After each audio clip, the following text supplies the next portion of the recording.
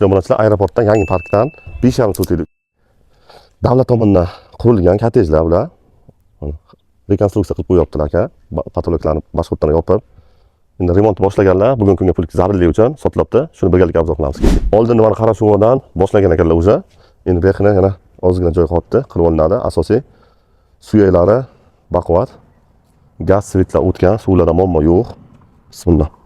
Kirish vaqti darvozaxonani uzun narsa qilib, katta qilib aka bilan yopib qo'ysa, bu yerda endi natijada patolog tortlarini endi o'ziga moslashtirib nima qilaveradi.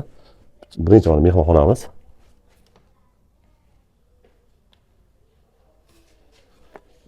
Ikkinchi spalni bilan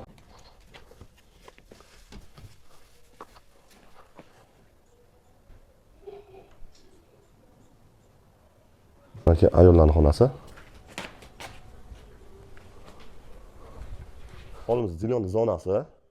Bu tarafga ikkita xonamiz bor. Yengilgina tushib ketsangiz bo'ladi.